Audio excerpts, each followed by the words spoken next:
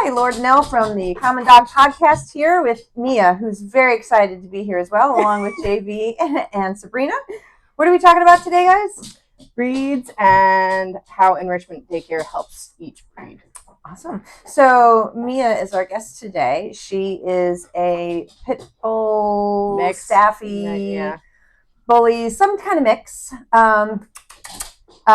We at Common Dog we're not prejudiced. No, you're so excited. We're not prejudiced against any breed. Every dog that comes to us goes through a full temperament test. They spend a whole day here hanging out with us, making sure they're comfortable with us, making sure they're comfortable with the other dogs. She almost didn't make it to daycare because she was just a lot. There was a lot going on, and there's still a lot going on. But she got really comfortable. Good. She got comfortable, and we did a board and train with her. Yep. And I did a lot of play training with her specifically. Yeah. She is to this day exceptional. Like if I bring a tug toy out, she will go right into what are we doing? She's a good girl. She's a great dog. She's very sweet. Very sweet, and she's just a good dog. Yes. But she still uses daycare, and I think she's boarding right now. Yeah. So, hi, good. So that's our focus today in terms of talking about various breeds, and what they need, and how we try to fulfill those needs here with Enrichment Daycare. So every dog that comes to us, whether they're here for boarding or they're here for daycare or they're here for structured daycare, we are training based. So our focus is making sure that every dog that comes to us gets worked to their capacity as much as we can. Yeah. It really fulfills their stay here, as opposed to just kind of hanging out with other dogs. Right. We really make sure that we are enriching, hence Enrichment Daycare, enriching their lives while they're with us. Who came up with the actual structure to our Enrichment Daycare focus a few years ago? Was it a combination of people? It was a combination. Yeah. I mean, we never make decisions in a vacuum, as you usually say. Like, right. We throw this out there, and we're like, hey, what is I just don't remember if it was my idea or was your idea. One of us came up and we're like, we really need to. This was some years back, but really sort of switching gears and going more towards a training-based environment and using the word training somewhat loosely, because sometimes our enrichment for the day for the dogs, we have bubbles, and it sounds silly, blowing bubbles for the dogs, but what it does, a simple act of blowing bubbles, it teaches them to share space. Mm-hmm. It actually addresses resource guarding, right? Which a lot of, hey, sweet pea, what you doing over there? Let's not eat my stuff. She's doing paperwork. Are you going to do some I'm making sure all your taxes are in order. Oh, they aren't. So thanks for your help. Appreciate that. So with Enrichment Daycare, every dog that comes is going to be worked in some capacity. And when I say worked, it could be play work. Don't think of work as just like sit down, stay, so on and so forth. We do all kinds of stuff. Is done all the time. All the time. Manners, just simple manners, making good eye contact, and then play. Lots of different play. So, yeah. And that helps them have something to focus, gives them purpose, right? They go home more tired, because when a dog uses their brain, it makes them far more tired than just running and exercise, just physical exercise. Using their noggin really tires them out. She's like, I have a very big brain. You do. You have a very big brain. I have a very big brain. Yes, you do. Yes, she's very smart. Actually. As much as we try to do physical training with them, there's also a lot of mental aspects to it. Helps keep them sharp. Like you said, it helps just engage them, keep them tired, or make them tired once they go home. Right. Well, a tired dog is a happy owner. Yeah. So, and a bored dog is. Well, we didn't do our job terribly well, did we? Right. Yeah. So they have to. That's what I mean. Like, we have to do something with them, because if they're going to get bored, then they're going to do things. They're going to make their own fun, which a lot of the times is not exactly not the best choices. The best choices, right? Well, and we've had such great positive feedback from our clients that say, "Wow, ever since my dog started coming here and engaging in this enrichment, their manners are better. Their general overall focus is better. They are more tired when they go home. Yeah. Rather than a day at the park or something along those lines. Yeah. I have owners, even just dogs who haven't done structure, just do enrichment daycare, said, are you doing things with him? Because all of a sudden he's walking great on leash, or he's sitting before I open the door. Yeah. Yep. That's enrichment daycare. That is enrichment daycare. And we literally touch every dog multiple times throughout the day. Mm-hmm. And we do a nose to tail, which is for safety reasons. When they get here about mid-morning, we do a nose to tail. So we try to touch every part of the dog's body. We look at their eyes, their ears, their teeth, if they allow us. Most of them are really cool with it. 95% of the dogs are okay with all of that. And if one dog is somewhat uncomfortable with one or two of the coaches here, then there's someone else that can touch that dog. You know, like we'll roll over and literally, you know, you can do anything, let you do anything to the dog, put your fingers up their nose. So, but we do it so frequently that they're just eventually, even if they don't like it at first, eventually they're used to it. And we have found so many things that, you know, owners have had checked out, and it was really good to find it early, things of that nature. But even just that touch gets them more calm around people, more calm in situations. Let's say you're out in public and some random person, we're not big fans of this, comes up and decides they're going to touch your dog, right? Maybe normally your dog would have had a potential issue with that, and perhaps, you know, it might have even gone to bite that person. Whereas doing the nose to tails really does help in terms of getting touched by people every day, all the time. It helps with that. I know. So, hi. Oh, hi. I'm back. Oh, hi. Hello, I'm here. So with Enrichment Daycare, you guys put together a calendar, and we mostly adhere to that. Sometimes it changes depending on the day, like especially in the summer. Like if it's a really hot day out, then that's when we're going to do the pool. Right. That's when we're going to do the water park and stuff like that. Which the water park doesn't, it's not just on and the dogs go through it. Some dogs we have to make them go through it, and that's a confidence building thing.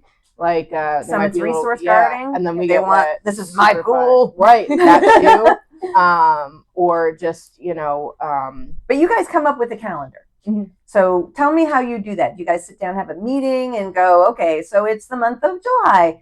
Let's put the enrichment calendar together. How do you go about doing that, and what influences it? Both that and the snack typically are influenced by the season. Yeah, the season we'll try to do like themed things, but we also are mindful of the days that we're busy. So Tuesday, Wednesday, Thursday, trying to do things that are good for more of a pack rather than individuals. And then same thing with the snack. We try to do something that's kind of quick and not necessarily the dog has to sit there unless we're doing like food manners. That's when we're working on them with the snack. Right. And, food manners will have what we usually do with that is whoever's doing snack is working on that. Yeah. And then the people on the in the yard, the coaches in the yard are working with the dogs that are inside of the yard to make sure that they're not doing too much, right? Like begging and all that other fun stuff. Right. It helps. Yeah, I mean, it helps all involved. Yeah, really. It's impulse control. Right. A lot of the things that we do are impulse control involved, like just dealing with the fact that food exists and not having to get it. Well, we take each dog out of the yard individually for their snacks. So it's not like we're shoveling food out with 8 dogs surrounding us. Inside of the yard are still they're right there. They're waiting. They're like, and it's my turn. It's not an opaque fence. It's a picket fence. They can smell it. They can see it. They can smell it. They can see the other dog eating it. So it really helps with those manners and helping them, you know, self-regulate and learn some control around patience. Not chomp your hand. Right. Shove their way through the pack and get through the gate. Dogs with a hard mouth, you know, we work really hard to help them find a soft mouth. In fact, my own dog, she loves to go to her crate. My dogs love their crates at home. It's the greatest. It's nirvana. They love their crates, but they also get a treat. Every single time I say the word crate, they go to their crate, they get a treat. It's consistent. Maybe not so much with some other people in my household, but I get a treat every time they go to the crate. Well, Rhea was starting to get a hard mouth. She was starting to grab for that treat really fast. So we started working on soft mouth again. And it only took a couple times of her realizing you don't get the treat if you snap to get it. Yeah. So you're going to learn patience, and she learns I get it sooner if I have a soft mouth. So how do you do that? Because I know how I do that typically. So if you have a dog that has a really hard mouth, you have a leash. Always train with a leash on, right? I have her in a seated position, and I have a closed hand, right? So my hand is closed around whatever it is that she is wanting. I'll let her sniff it. I'll let her poke my hand, and then I say leave it. She leaves it. I do it again. I say leave it. She leaves it, and then I'll let her have the treat. It's just teaching that slow. It's here. You're not getting it just because it's here. Right. So, and then I put a verbal with it, an audible. Mine is just okay. Yeah. And then she can have it. So, and from that, I only have to do that, because I taught a long time ago, but like with anything, training is like algebra. If you don't use it, you're going to lose it. Right. And I think she's just been getting away with going at that, whatever it was in the hand, fast. So it took just a couple times of reminding her, just because it's there doesn't mean you get to snap at it. And now she's right back on, I'm going to have a really soft mouth. I'm going to go slow. How do you teach it? I teach it kind of similarly as I do like with the crate door, like coming out of the crate door.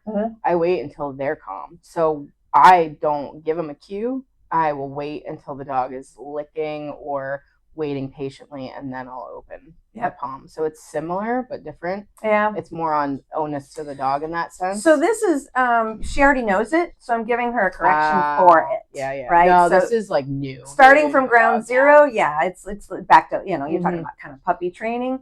Yeah, it's more of a soft mouth, when you're calm, when you're, then it opens. So like puppies, which can be really hard because they have needle teeth. So when you're trying to teach that soft mouth, sometimes your hands take a bit of a beating. But because I'm reintroducing this command that she already knows, these are manners she already knows, she's just sort of getting out of the practice. Hi, baby. She's getting out of the practice of doing it, so there is a correction associated with it. And that correction was simply tension on the leash, not a pop or whatever. That it just wasn't necessary. The tension on the leash was enough for her to go, oh, that's right. I'm supposed to be quiet and calm with this. Yeah, they just need a reminder sometimes, especially when you have a drivey kid like Rhea. Yeah, my Belgian Malinois is, everything is the hunt. Yeah. She's just on like an 11 all the time. All the time. Thank you for shoving me out of the way, my love. She's like, this is my show. This is my show today. So with enrichment in the yard, talk a little bit about how that goes and how do the canine coaches in the yard manage that. Right. So we will say, hey, this is, if I can backtrack, it starts at the desk. Right. So start in that progression, if you would. Yeah. So when we're taking the dogs in, it starts right when they get here. Because we don't want them to go in super excited. Of course, it's their favorite place to be. They're running in, but we try to provide some structure to that so that they're not going in and then making the rest of the dogs creating like a melee of energy that's can become a safety issue. Yeah. So it starts from once we get the leash from the owner. We try to make them sit at the door if we can. They're really excited. And then we get them into the yard. We'll get them to sit before we even take their collar, harness, whatever they're wearing. We'll get them to sit, and then we get them to try to calm down by giving them a few minutes in that kind of sally port. Yeah. It's a little area that's fenced in, but it's right where the yard is, so they can see, they can interact, they can put their nose through the fence. Yeah. But it gives them their own space a little bit to sort of calm their bodies. Yeah. So they're not going in like a freight train. Yeah. So they're not walking in and everybody has to smell them right in that minute. And right. Well, yeah, we give the other dogs some time to relax and settle a little bit. Sometimes it takes 10 seconds and sometimes it takes longer. Yeah. So sometimes it takes a lot longer. Yes. And FYI, like the morning drop off and the evening pickup is for a lot of clients, they get so embarrassed. Yeah. Because that is probably like the most misbehavior that you're going to see out of your dog in the day. Well, they're really happy to get here. Really happy to go home. And they're really happy to go home. So that's when they're like the most. And we do try super, super hard.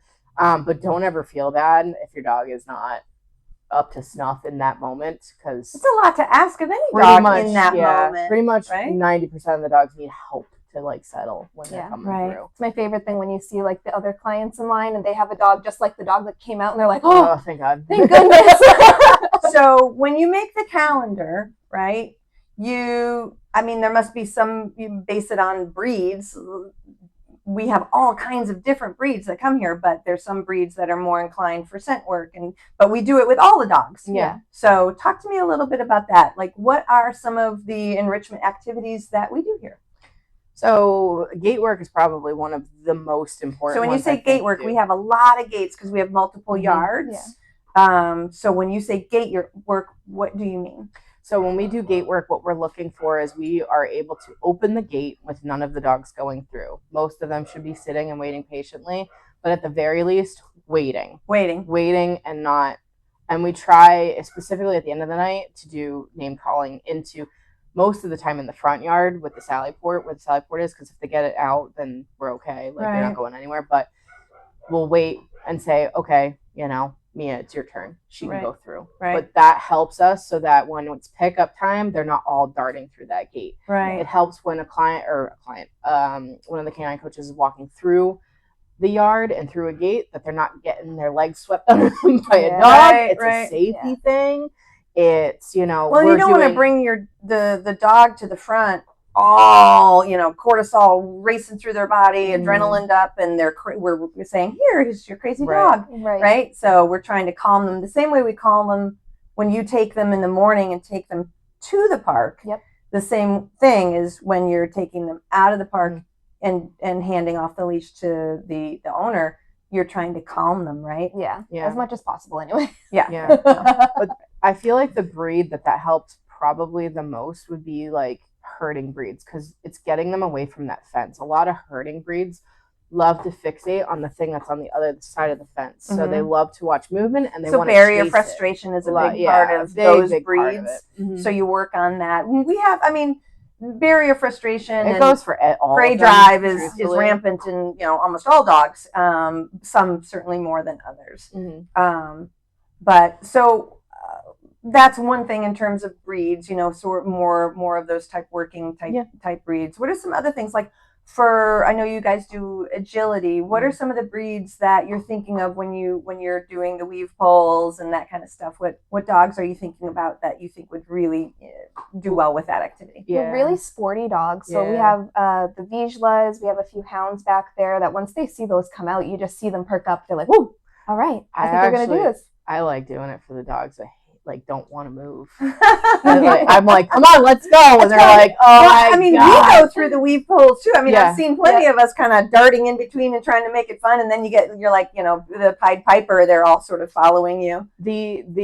I love making Harley, the Dane, go through stuff like that. Not only is she a Great Dane, but she's enormous. She's a also very a massive mix on top that's right. Of it. So she's a massive Great Dane mix. She's a very big girl. But I like putting dogs that it's uncomfortable for them to go through, actually, so that they have to think. They have to think about it, and they gotta move their body, and it makes them more confident. But there's other breeds like Dachshunds and Jack Russells, and they're just like right through it. My dog loves doing agility. Yeah. She loves jumping over the stuff, and she'll do it without. And then there's the balance ball, right? That we have a couple of those where it's like a Bosu or something where they stand on it, and you have. I find the Frenchies really like those. I'm always sure that one of them's gonna bite it and pop it. It's just gonna, go flying. There's oh my God, there's the duck tolling retrievers. Yes, they love agility.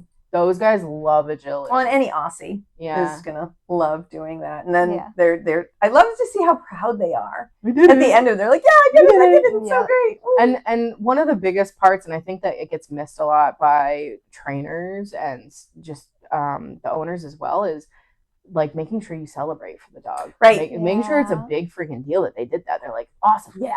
Gives them that. Look what I did. This is so great. Yay, let's celebrate. A huge ego boost, especially for a dog that's struggling to go through it.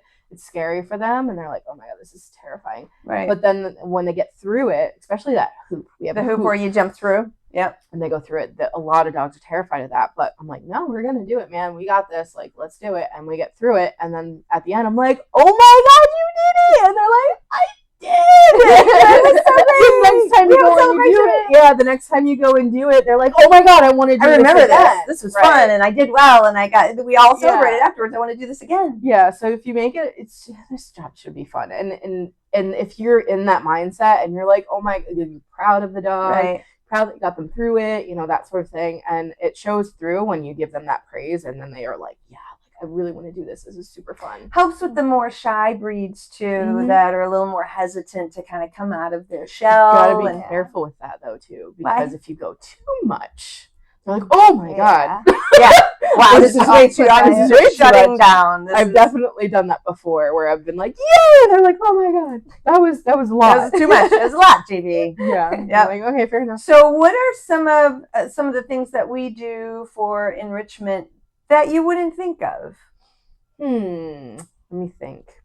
I know that we do a lot of paw touching. We do a lot, right? I mean, we do brush outs on the dogs. We do brush outs. Honestly, the brush outs and the nose to tail is something that the staff is just doing all the time. We do that all the time. Without it being the thing that we're doing for the day. Same thing with gate work, truthfully. Yeah. It's done a lot. Well, gate work we have to do because otherwise we can't do our job, right? There's the sit stay challenges, you know, that sort of thing when the staff is trying to get as many dogs as they can to sit. There's the puppy push-ups. Puppy push-ups are funny. Yeah. Which you're having the dog sit and then down and then sit and then down and then sit and then down. So it's super cute. It's good for repetition when they're learning sit and down for sure. On the lighter days, on the lighter attendance days, we really like to do pack walks. Yeah. So explain to me how you do that on the slower days. Like so as someone who's still learning, I put one dog on a leash and I just start walking them around the yard. Well, you're just creeping into the training side. You know all kinds of stuff about daycare dogs and so on and so forth. But you're now well, we talked about it a couple months ago, and you expressed some real interest in wanting to learn how to become a trainer. So we are now starting down that road with Sabrina, learning how to become a trainer for reals. So I'll put a dog. We have kennel leads. I thought I had one on me. We'll have a dog on a kennel lead. I'll walk them around the yard. And then once that dog seems like they're settled, they're engaging with me, I'll get another dog, walk them around. I usually only do maybe 3 or 4 dogs at a time. It kind of depends on the dog. And then I just start swapping dogs out from there. Once I have one dog for maybe don't you 5 find to 10 they all minutes, start to follow you? Yeah. Even if you just get the volunteers who are like, put me on. Even if you just get one dog, if you're just walking one dog, a lot of them will just follow you. Exactly. So jumping back in, enrichment, all good, really cool stuff that we do. What's some of the weirder enrichment ideas people have come up with? Can you think of one where you're like, how are we going to do that in the yard? Not really weird, but when we had the pool open, we would do the ball pit, but it would be in the pool. Oh, yeah. Ball pit. And that goes over pretty well as long as there's not too many dogs. Yeah, or you have a dog that is just Resource crazy for balls and a resource and won't let any dog. Yeah. We did have a dog that used to chase every other dog away from the pool, right? That dog would lay in the pool in the summer and chase every dog that came near. So there are some dogs that can't handle. It's a real subtle aggression. It's not aggression. You just this is my pool and I want to lay in it and I don't want you in it. And it's a game. You can see was having fun with it. But yeah, I'm trying to think of some other enrichment that people have come up with that. Well, I know around Halloween, wear the costume, right? Yeah. Wear the costume. We had decorations up in Halloween too to kind of help them desensitize them to the scary stuff they're going to be out walking around. More so in structured, but there was a few here and there. Right. Well, just to get through the lobby, right? We had some Halloween decorations. Yeah. I mean, there's things that are, like I said, that are done every single day. Right. In terms of what we're doing, like the nose to tail and the gate work, and most of the staff will be putting a dog on a leash a lot. Like there should be you should look in there and there should be a dog. Well, I know especially that in the morning when it's like they're coming in first and like we encourage the coaches to put at least 10 times a day, put a dog on a leash and do 5 minutes of something that will help kind of not what the dog already knows, super basic, boring, but maybe just a smidge to that next level. So they're really having to focus and get something out of it. Yeah. I mean, but then you look in there, at the cameras and it's 12 o'clock and most of them are napping. Well, they've already been going since 7, 8, 9 o'clock that morning. So they're tired. And dogs sleep a lot. I don't think people realize how much dogs sleep. Yeah. Dogs sleep a lot. 16 hours a day. People think, oh no, that's cats. I'm like, no, that's 18, 19 hours a day. If your dog can't sleep here, we will find a place. Well, and a lot of people, you know, they help us with that by telling us, you know, how their dog was at home. He seemed really exhausted. Well, maybe we'll put Rufus away for a nap in the middle of the day so they get some downtime. But a lot of them are good at self-soothing and going and just finding a bed, finding a friend, somebody to lean against and just take a little nap. They do right. And that's why we ask people for daycare to be here by 10:30, because if you're bringing your dog in at noon or 1 o'clock in the afternoon, all the other dogs have been playing and, you know, doing stuff all day. Over it. If you're coming in at noon or 1 o'clock and you've got all this energy, it's hard for us to get them into group. It's not fair to that poor dog who's just like, I just want to play, and everybody else is like, I'm tired, leave me alone.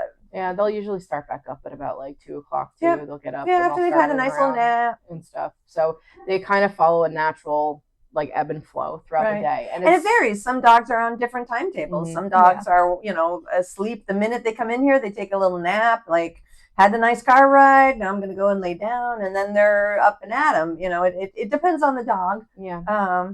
Breed-wise, I would say that, you know, there's the obvious sleepers that they have like 5 minutes of massive amounts of energy, and then, you know, Frenchie's included in that, Pitties included in that, Boxers included. All the bully breeds are like, Pitties, Bulldogs, sleep. Labs can be to that some way. extent. Some labs. Some labs. Yeah, and that shows you that it's not all. The labs are the water dogs. Like when we have the water going, like those are the ones, they're just like in heaven. Well, and we have some dogs German Shepherds. Yeah. German Shepherds love water. Yep. I think German Shepherds are a little more difficult at self-regulating. Yeah, when it's going. When it's going, right? Some of them, they're a herding breed, so, you know, originally. So. Well, we used to have one German Shepherd that she would paw at the button. She knew where the button was. So what she's talking about is in our splash park, there's water that shoots up from the floor and misters that turn on and all kinds of cool stuff for the dogs to play in. But it's their choice where they go and, you know, what they play with and what they interact with, so on and so forth. Yeah, but they can get away it shuts down after about 5 or 6 minutes, and then, you know, either we restart it or we let them have a little break. Well, this one German Shepherd figured out where the button on the floor is. It's a toe button that you step on that gets the whole carousel going again. And she figured it out. So anytime it turned off, she'd go and step on that button. She's like, no, we must play all the time. It's kind of tough to press down. Like, you really have to put your weight into it. Yeah. So she couldn't actually get it to go. So she would just do this and then like German Shepherd bark at you. Well, some dogs would actually be able to turn it on. Yeah. Like, it's, you know, hi, baby. All right, so to wrap up the enrichment side of things, in terms of breeds certainly have some direction for us in terms of what we're choosing for that day, what would be better for these dogs versus these dogs. But we have such a mix that the breed doesn't really specifically dictate, you know, oh, we're doing this for the labs today, or we're doing this for the high energy, there is some freedom to what they're able to do in the yard too. It's a lot of choice. It is a lot of choice. Other than manners and stuff like gate work, no, you can't crash the gate, things like that, because again, it goes back to being a safety issue. So and so is here, and this so and so is here. So why don't we do some? Also, we'll do, you know, agility or something along those lines. Yep. There can be multiple things going on at the same time. It doesn't have to be one thing. Right. And it ebbs and flows, and they're very much given that freedom to, okay, you see that this dog is struggling. Okay, why don't you do something specific with this dog in this moment? Right. To help them through it, you know, stuff like that. So it's nice because it can be very fluid and whatnot. And it's fun. It's not just fun for the dogs, it's fun for us. Yeah. Right? I mean, it keeps everybody kind of engaged. I mean, we love the summers when we can have the splash pad going and the dogs are the door's open. Bacon. Everybody's enjoying the sun. And in the summer, there's always the water dogs and the sun dogs. Like they don't mix. The water dogs do not lay in the sun that much. The sun dogs definitely do not go in the water. Right. But you'll see there's like a handful of them that are just like Lana. Like Lana will just your dachshund. Yeah, she'll just flip. She'll just keep turning. Keeps turning herself like a panini. And I'm like, and then you can see she's panting and she's hot. And I'm like, all right, now get out. Right. So, I mean, there are dogs where we're like, all right, flat-nosed dogs, come in, or white dogs, dogs they're pink with skin. pink skin. They can get sunburned. People don't realize their dogs can sunburn. Yep. It's always crazy to me. That was one of my things that I was going to get is some more sunscreen. We need that soon. For the spray kind. Yeah. It was on my to-do list. For the summer stuff that we're trying to stock up on. All right, so what's our tip for today? Understanding that we talked about enrichment and things that we do with your dogs every day. What's a good tip in terms of for people at home? Threshold manners, since we talked a lot about gate work. Gate work is so important here. So when you say threshold manners, are you talking about having the dog sit and stay while the door opens and closes? That way you have a dog that isn't bolting? Yes and no. Because I lived on a busy stretch of Everett, right? Mm-hmm. And my biggest fear, having a child and a husband who never had a dog and doesn't really know how to live with a dog. She's 9, right? Lana is 9. Yes. She's been 9 years. So it's been a while. You'd think you'd learn But this was when she was like 2 or 3. Okay. Right? Only 3 years. Yeah. So, I would open the door wide open and I would be on the other side. I would be outside of the door. I would have Lana attached to something with a long line so she couldn't actually get away. And I'd be like, no, you have to wait. And I would walk away from the door. Mm-hmm. I would throw her favorite things out the door. I would put food out of the door. Nope, you have to wait here. You cannot, especially if you live on like a very busy street. That was my biggest fear, So I would constantly work on that so that even if I was not near the door, she couldn't see me, she still would stay. Yeah. And to this day, she still waits for permission to come the door. Down out the door, but then also down my deck. Yeah. And she won't come to, this is my house, this is my deck, and then this is my yard, and the driveway is right here. Yeah. She won't come to my car around the yard. She just won't go through the yard that way. She will go back up the steps onto the deck and wait for me, and then I'll say free, and she'll come and she'll go into the car. So my dogs have door threshold, right? Yep. For sure. Front door, back door. They also have garage door threshold. So they even though it's this thing that lifts up in front of them, they have to wait in the garage until I release them because at my first house in Wakefield, I had 2 boxers and I didn't really think that was super important and my garage wasn't attached, but I happened to be in the garage with them and I opened the garage and they bolted because it's not a normal door. And I went, oh, I need to teach this. I need to make sure. So making sure your dog understands and respects thresholds and how they can't just slam right through them. It's a life-saving skill. Absolutely. For sure. So we definitely suggest working on that with your pups. So thanks so much. We'll see you again next time. See ya.